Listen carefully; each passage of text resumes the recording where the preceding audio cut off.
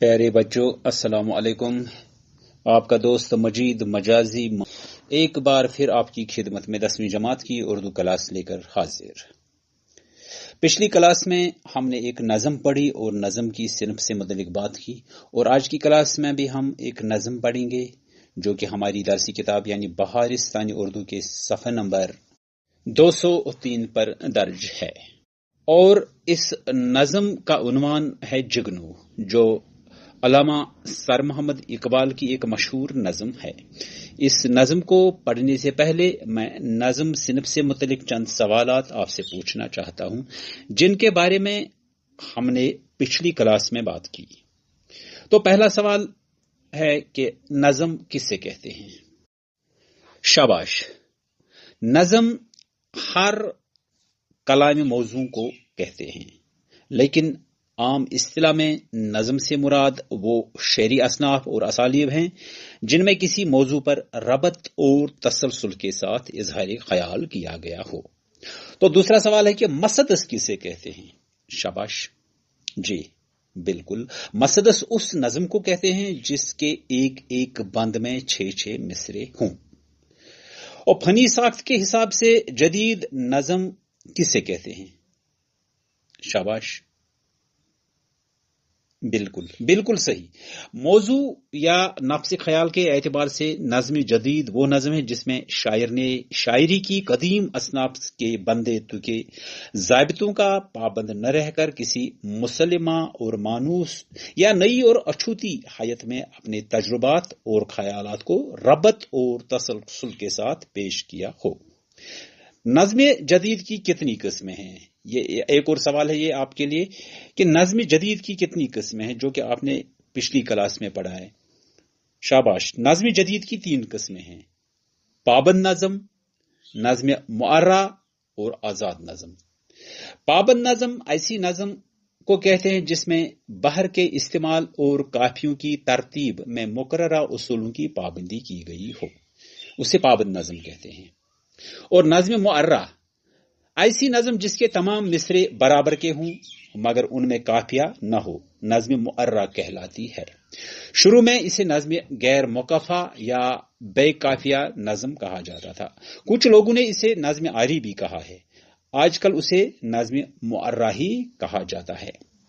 اور آزاد نظم ایسی نظم ہے جس میں نہ تو قافیے کی پابندی کی گئی ہو اور نہ بحر کے استعمال میں مروجہ اصولوں کی پابندی کی گئی ہو، یعنی جس کے مصرے چھوٹے بڑے ہوں، آزاد نظم کہلاتی ہے۔ آزاد نظم میں وزن ہوتا ہے، قافیہ ضروری نہیں۔ تو میں نے آپ سے پہلے ہی کہا کہ آج ہم جس نظم کو پڑھیں گے اس کا عنوان ہے جگنو، اور یہ نظم ڈاکٹر سر محمد اقبال کی ایک مشہور نظم ہے۔ ڈاکٹر سر محمد اقبال 9 نومبر 1877 عیسوی کو سیالکوٹ میں پیدا ہوئے۔ آپ کے والد کا نام شیخ نور محمد اور والدہ کا نام امام بی بی تھا۔ دونوں اگرچہ پڑھے لکھے نہیں تھے مگر اخلاقی پاکیزگی اور دینداری کے سبب سب ان کا احترام کرتے تھے۔ اقبال کی ابتدائی تعلیم مکتب میں ہوئی، بعد میں ان کے والد نے انہیں سکاچ مشن سکول میں داخل کر دیا، جہاں انہیں سید میر حسن سے عربی اور فارسی پڑھنے کا موقع ملا۔ اقبال نے میٹرک اور انٹرمیڈیٹ کے امتحانات یہی سے پاس کیے، اور اس کے بعد مزید تعلیم کے لیے انہیں لاہور کے گورنمنٹ کالج میں داخلہ لینا پڑا، جہاں سے انہوں نے BA اور بعد میں فلسفہ میں MA کیا۔ اپنی تعلیمی زندگی میں اقبال نے کئی لوگوں سے استفادہ کیا، لیکن سیالکوٹ میں سید میر حسن اور لاہور میں پروفیسر تھامس آرنالڈ نے ان کی زندگی پر بہت گہرا اثر ڈالا۔ سید میر حسن نے ان کے ذوق شعر و سخن کی آبیاری کی، اور آرنالڈ کی صحبت نے فلسفے سے ان کے طبی رجحان میں جلا پیدا کر دی۔ 1905 عیسوی میں اقبال انگلستان گئے، جہاں وہ تقریباً 3 سال رہے۔ اس دوران انہوں نے میونخ یونیورسٹی جرمنی سے PhD کی ڈگری حاصل کی اور لندن سے بیرسٹری کا امتحان پاس کیا۔ 1908 عیسوی میں وہ وطن واپس آئے इंग्लिस्तान जाने से पहले उन्होंने लाहौर में ओरिएंटल कॉलेज और गवर्नमेंट कॉलेज में उस्ताद की हैसियत से कुछ देर काम किया। ताहम इंग्लिस्तान से वापसी के बाद उन्होंने वकालत के पेशे को ही अपनाया। इल्म व अदब से जिंदगी भर लगाव रहा। इस वजह से उनका शुमार दुनिया के बड़े आलिमों और मुफक्किरों में होता है। अल्लामा इकबाल के दोस्तों का हलका बहुत वसी था। उनकी सादगी, शराफत नफ्स और इखलाक की पाकीज़गी से हर एक मुतासिर होता था। इकबाल उर्दू और फारसी के मशहूर और आला पाया के शायर हैं। उन्होंने नसर में चंद किताबें लिखी हैं, मगर उनकी शोहरत का बाइस उनकी शायरी है। उर्दू में उनके शायरी मजमू में बांगे दिरा, बाले जबरील, ज़रब कलीम और अरमुगानी हिजाज काबिल जिक्र हैं। फारसी में भी उनकी शायरी के कई मजमूए हैं। इकबाल ने शायरी में एक नया फलसफा बयान किया। उनकी शायरी में अमल का पैगाम मिलता है। वो बेअमली को मौत के बराबर समझते हैं। वो बार बार इस बात की तलकीन करते हैं कि जिंदगी दरअसल मुसलसल आगे बढ़ते रहने और एक बुलंद मकसद सामने रखने का नाम है। वो खुदी की तरबियत पर भी जोर देते हैं और आम सतह से बुलंद होने की तलकीन करते हैं। इकबाल के आबा व अजदाद कश्मीर से हिजरत करके सियालकोट में जा बसे। उन्हें अपने कश्मीरी निजात होने पर बहुत ही नाज था। कश्मीर और कश्मीर के लोगों से उन्हें बेहद मोहब्बत थी, जिसका इजहार उनकी उर्दू और फारसी की कई नज़्मों से होता है। जिंदगी के आखिरी चंद बरसों में इकबाल कई तरह के अमराज में मुब्तला रहे। बहुत से इलाज किए लेकिन सेहतयाब न हुए। 61 साल की उम्र में 21 अप्रैल 1938 ईस्वी को लाहौर में इंतकाल किया और शाही मस्जिद लाहौर के अहाते में दफन किए गए। तो प्यारे बच्चों, अब मैं आपसे इकबाल के बारे में चंद सवालात पूछूंगा और मुझे उम्मीद है कि आपने मुझे गौर से सुना होगा और जवाबात भी आपके जहन में बहुत जल्द आएंगे। तो पहला सवाल है कि इकबाल कब पैदा हुए? जी हां, बिल्कुल सही। इकबाल 9 नवंबर 1877 ईस्वी को सियालकोट में पैदा हुए। इकबाल के वालिद का नाम क्या था? शाबाश शाबाश, हाँ बिल्कुल सही। इकबाल के वालिद का नाम शेख नूर मोहम्मद था। इकबाल की इब्तिदाई तालीम कहां हुई? शाबाश, इकबाल की इब्तिदाई तालीम मकतब में हुई। तो अगला सवाल है कि इकबाल ने मैट्रिक का इम्तिहान कहां से पास किया?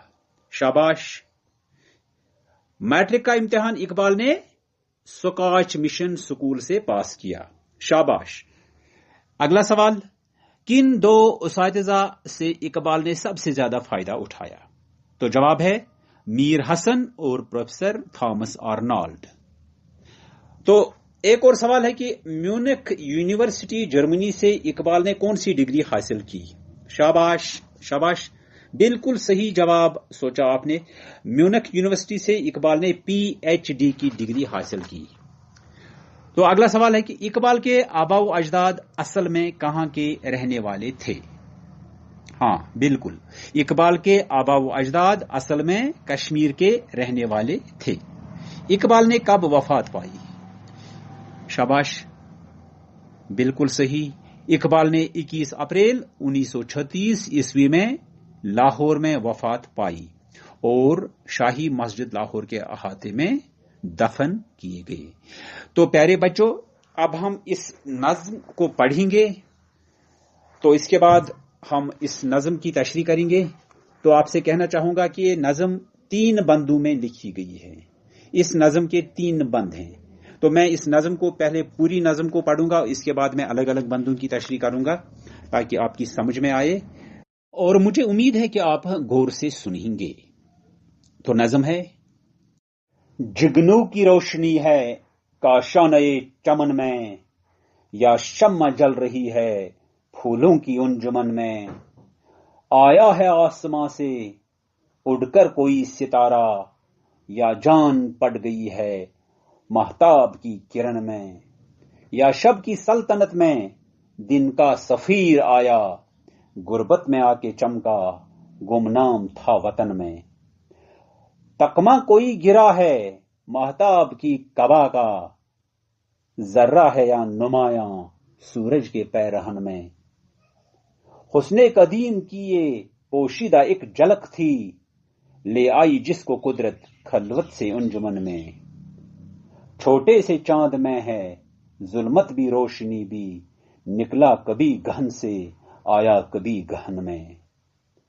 परवाना एक पतंगा जगनू भी एक पतंगा, वो रोशनी का तालिब ये रोशनी सरापा।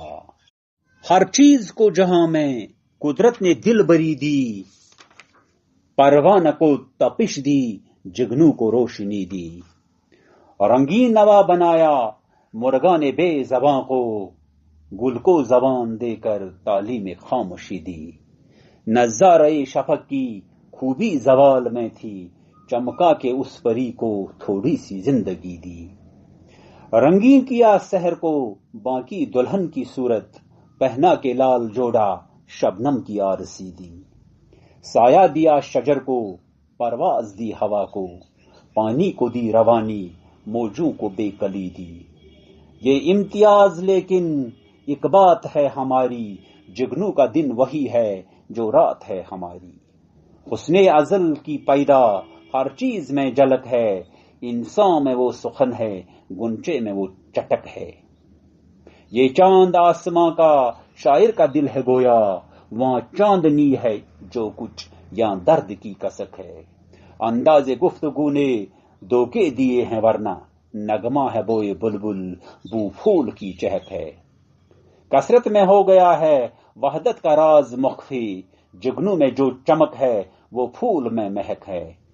ये इख्तिलाफ फिर क्यों हंगामों का महल हो, हर शय में जबकि पिन्हा खामोशी अजल हो।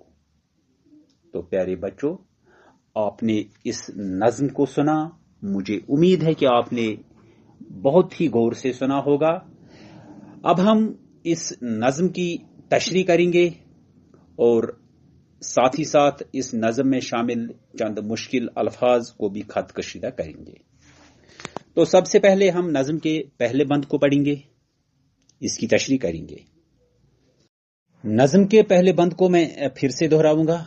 जुगनू की रोशनी है काशाना ये चमन में, या शम्मा जल रही है फूलों की अंजुमन में। आया है आसमां से उड़कर कोई सितारा, या जान पड़ गई है महताब की किरण में। या शब की सल्तनत में दिन का सफीर आया, गुर्बत में आके चमका गुमनाम था वतन में। तकमा कोई घिरा है महताब की कबा का, जरा है या नुमाया सूरज के पैरहन में। हुस्ने कदीम की ये पोशीदा एक झलक थी, ले आई जिसको कुदरत खलवत से अंजुमन में। छोटे से चांद में है जुल्मत भी रोशनी भी, निकला कभी गहन से आया कभी गहन में। परवाना एक पतंगा जुगनू भी एक पतंगा, वो रोशनी का तालिब ये रोशनी सराबा। नज्म के इस बंद में चंद मुश्किल अल्फाज के माने मैं आपसे बताऊंगा। जुगनू एक उड़ने वाला कीड़ा होता है जिसके जिस्म से रात के वक्त रोशनी निकलती है। अंजुमन मजलिस महफिल, महताब चांद, सफीर कासिद, तकमा बटन को कहते हैं जिसे गरेबान बंद किया जाता है। कबा एक तरह का कोट जो आगे से खुला रहता है। पैरहन लिबास पोशाक। खलवत तन्हाई। जुल्मत अंधेरा। पतंगा एक किस्म का कीड़ा जो उड़ता है। नज्म के इस पहले बंद में डॉक्टर अल्लामा इकबाल ने बड़े ही खूबसूरत अंदाज में खुदा के बनाए हुए इस छोटे से परों वाले कीड़े की सिफात बयान किए हैं। और वो फरमाते हैं कि जब एक जुगनू किसी बाग के घर में अपनी रोशनी में लबरेज होकर परवाज करता है तो ऐसा महसूस होता है कि जैसे वो बाग नहीं बल्कि फूलों से सजी एक महफिल है, जहां इस जुगनू की रोशनी ऐसे ही है जैसे शमा यानी मोमबत्ती जल रही है। यह जुगनू ही है जिसकी रोशनी के सबब फूलों की अंजुमन कायम हुई। और फिर इसी बंद के दूसरे शेर में कहते हैं कि ये छोटा सा रोशन कीड़ा ऐसा लगता है जैसे आसमान पर नजर आने वाले चमकते सितारों में से किसी सितारे का टुकड़ा है जो टूटकर जमीन पर आ गया है। और इसी शेर के दूसरे मिसरे में फरमाते हैं कि अगर ये सितारे का टूटा हुआ टुकड़ा नहीं तो फिर चांद से निकलने वाली किरणों में से किसी एक किरण में खुदा ने जान डाली है, और ये वही किरण है जो बाग में माहिवे परवाज है। और फिर तीसरे शेर में एक बार फिर खुदा की इस मखलूक को समझने के लिए फरमाते हैं कि ये कीड़ा कहीं दिन की रोशनी का सफीर तो नहीं जो रात के अंधेरे में आके चमकने लगा। दिन चूंकि रोशन होता है लिहाजा वहां का सफीर भी रोशन होगा जो रात के अंधेरे में आएगा तो यकीनन चमकेगा। फरमाते हैं कि जब तक अपने देश यानी दिन में था तब तक उसकी वक़्त न थी, लेकिन जैसे ही इस रात में पहुंचा तो उसकी रोशनी की बदौलत उसकी अहमियत बढ़ गई। यहां पर अल्लामा इकबाल इस खूबसूरत बात को समझाने की कोशिश करते हैं कि जहां सब एक जैसे हों वहां आपकी अहमियत का अंदाजा नहीं लगाया जा सकता। लिहाजा अपनी कदर उन लोगों से करवाएं जिनको आप दस्तयाब नहीं हैं। लिहाजा वहां चमकने की कोशिश करें जहां अंधेरा हो, जहां जुल्मत और जहालत हो, जहां आपके इल्म, फहम, इदराक, शऊर और मोहब्बत की सबसे ज्यादा जरूरत हो। इससे दो फायदे हों। एक ये कि वो अंधेरे में रहने वाले लोग आपकी ऐसे ही कदर करें जैसे फूल जुगनू की करते हैं। दूसरा यह कि आपको भी अंदाजा होगा कि यही वो लोग हैं या यही वो जगह है जो मेरे लिए बनाई गई है और मुझे यही कयाम करना है। इस बंद के चौथे शेर में शायर कहता है कि ऐसा भी लगता है जैसे चांद ने कोई रोशन लिबास पहन रखा है जिसका एक बटन टूटकर जमीन पर गिर गया है और उड़ने लगा है, या फिर सूरज ने कोई लिबास पहना है जिस पर एक जरा ऐसा है जो बे इंतहा चमकदार है, शायद ये जुगनू वही जरा तो नहीं। फिर फरमाते हैं कि ये सिर्फ एक रोशन कीड़ा नहीं है, ये एक ऐसा पुराना हुस्न है जो इंसानी आंख से दूर था। अल्लाह ने अपने हुस्न की एक छोटी सी झलक यूं दिखाई कि इस कदीम हुस्न को तन्हाइयों से उठाकर इंसानी आंखों के हुजूम के सामने लाकर रख दिया ताकि वो इंसान जिसने अपने वजूद के हजारों साल बाद रोशनी दरियाफ्त की, इसी खालिक कायनात ने एक ऐसी रोशनी उसके सामने रख दी जिसमें जान भी है और वो उड़ भी सकती है। नज्म के अगले शेर में शायर कहते हैं कि आपने देखा होगा कि ये जुगनू जब उड़ता है तो कभी जलता है तो कभी बुझता है, जैसे ये एक चांद है जो रोशनी भी रखता है और तारीकी भी, जो कभी तारीकी में डूब जाता है तो कभी इस तारीकी से बाहर निकलकर रोशन हो जाता है। यानी कि छोटे से चांद में है जुल्मत भी रोशनी भी, निकला कभी गहन से आया कभी गहन में। तो अगले शेर में शायर ने एक बहुत ही खूबसूरत बात कही है कि परवाना एक पतंगा जुगनू भी एक पतंगा, यानी कि परवाना भी एक कीड़ा है, उड़ने वाला कीड़ा है, और जुगनू भी एक उड़ने वाला कीड़ा है। वो रोशनी का तालिब, ये रोशनी सरापा, लेकिन जो परवाना है वो रोशनी को ढूंढता है और रोशनी पर मर मिटता है, वो रोशनी पर अपनी जान छिड़कता है। लेकिन जुगनू सरापा रोशनी ही रोशनी है, जुगनू सरापा नूर ही नूर है। तो इस तरह हमने इस पहले बंद की तशरीह मुकम्मल की। अब हम इस नज़म का दूसरा बंद पढ़ेंगे। हर चीज को जहां में कुदरत ने दिल भरी दी, परवाना को तपिश दी, जुगनू को रोशनी दी, रंगीन नवा बनाया मुर्गाने बेज़बां को, गुल को जबान देकर तालीम खामोशी दी। नज़ाराए शफक की खूबी जवाल में थी, चमका के इस परी को थोड़ी सी जिंदगी दी। रंगी किया सहर को बाकी दुल्हन की सूरत, पहना के लाल जोड़ा शबनम की आरसी दी। साया दिया शजर को, परवाज दी हवा को, पानी को दी रवानी, मौजों को बेकली दी। ये इम्तियाज लेकिन एक बात है हमारी, जुगनू का दिन वही है जो रात है हमारी। तो इस दूसरे बंद की अब हम तशरीह करेंगे। इस बंद के पहले शेर में ही शायर कहता है कि अल्लाह की हर चीज, अल्लाह की बनाई हुई हर चीज में, हर शय में मुख्तलिफ सिफात मौजूद हैं। इस बंद के पहले शेर में आपने जुगनू और परवाने के फर्क को जाहिर करके उनका मुवाजना करते हुए फरमाया कि अल्लाह ने जो भी चीज पैदा की है इसमें ऐसी सिफात रखी हैं जो दिल को मुंह लेती हैं। यही सिफात इस मखसूस शाई या जानदार को दूसरों में नुमाया करती है। जैसे परवाने में हरारत का अंसर नुमाया होता है तो जुगनू में रोशनी आया है। यहाँ इकबाल ये बात समझाना चाह रहे हैं कि आप अपने अंदर देखिए कि आप किन सिफात के मालिक बनाकर भेजे गए हैं। ऐसा मत कीजिए कि सामने वाले की सिफात से मुतासिर होकर आप भी चाहें कि मुझ में ये हुनर क्यों नहीं, मुझे भी ऐसा ही बनना चाहिए, जबकि आप में अल्लाह ने वो सिफात ही न रखी हूं। लिहाजा पहले ये देखिए कि आप में अल्लाह ने कौन से हुनर रखे हैं, सिर्फ उन पर तवज्जो दें और वही करें जिसके लिए आपको बनाया गया है। फिर दूसरे शेर में फरमाते हैं कि कभी परिंदों को देखा है, क्या वो ऐसे ही बातें करते हैं जैसे इंसान? बिल्कुल नहीं, लेकिन इसके बावजूद वो किस कदर खूबसूरत आवाजों से नवाजे गए हैं जो शायद इंसान अपने मुंह से न निकाल सके। और अगर कोई इंसान अपने मुंह से ऐसी आवाज निकालता है तो खुदा ने उस इंसान में वो हुनर रखा होगा, तभी उसके मुंह से ऐसी आवाज भी निकल सकती है। और दूसरे मिसरे में फरमाते हैं कि फूल भी जबान रखते हैं, लेकिन उनकी खूबसूरती वाली सिफत की बदौलत उन्हें खामोशी की तालीम दी गई है। उनकी रंगत और खुशबू अल्लाह के वजूद के हुस्न का बरमला चर्चा करती हुई नजर आती है कि अल्लाह कितना हसीन है, लेकिन उन्हें बोलने की इजाजत नहीं दी गई। तो इसी बंद के अगले शेर में शायर कहता है कि आपने सूरज को तलू और गुरूब होने का मंजर देखा ही होगा। क्या ही दिलकश मंजर होता है जब आसमान पर हर तरफ लाल रंग फैल जाता है। फरमाते हैं कि क्या ये रंग और खूबसूरती मुमकिन थी अगर सूरज को तलू या गुरूब न होना पड़ता? यकीनन नहीं। अल्लाह ने आसमान की उस खूबसूरती के लिए सूरज को गुरूब होने की शर्त रखी है। यहां एक बात जो समझ में आती है कि अगर इंसान कुछ हासिल करना चाहता है तो अपने आप को इतना आजिज और अल्लाह के सामने झुका हुआ कर ले जैसे सूरज गुरूब होते वक्त ढलता जाता है। जैसे ही सूरज आसमान से ढलता है तो सारा आसमान रंगीन हो जाता है। तो फिर अगले शेर में कहते हैं कि जब सूरज चढ़ता है तो आसमान इस कदर रंगीन हो जाता है जैसे किसी दुल्हन को सजा दिया गया हो।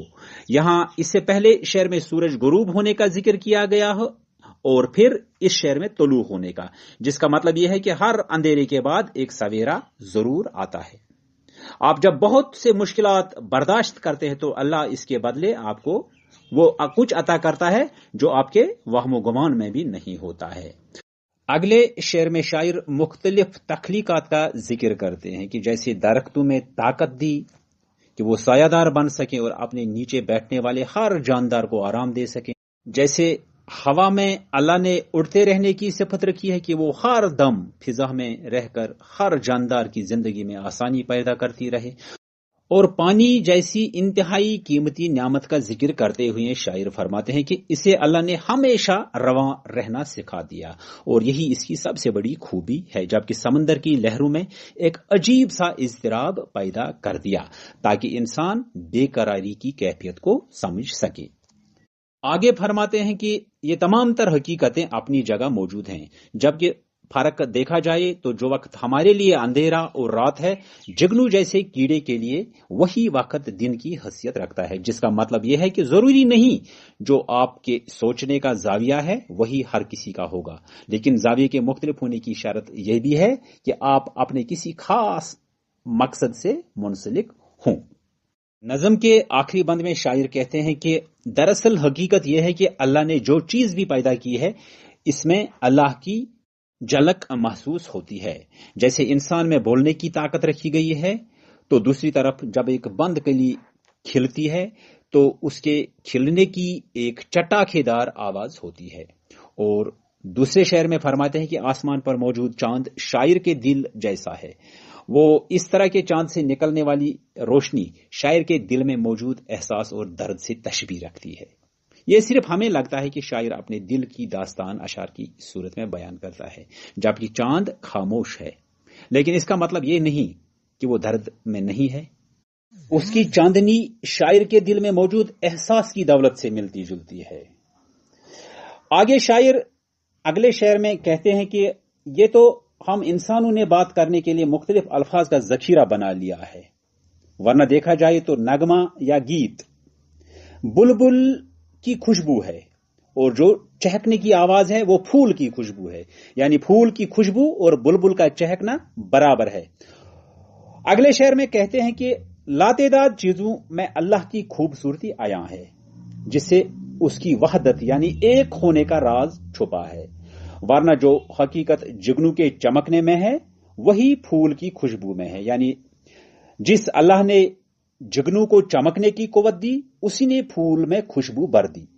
اور اسی شعر کی بدولت آخری شعر میں دنیا میں انسانوں میں پائے جانے والے خدا کے وجود پر جگنو کا حل بتا رہے ہیں کہ جب ہر ایک کو اللہ نے بنایا ہے، ہر ایک وجود سے اللہ کی جھلک واضح ہوتی ہے، تو پھر ان جگڑوں کے وجود کی کیا حیثیت رہ جاتی ہے، جس کا مطلب یہ ہے کہ دنیا میں موجود ہر انسان کے ساتھ محبت کریں، کیونکہ ہر انسان اللہ کی بہترین تخلیق ہے جس پر خود اللہ کو بھی ناز ہے۔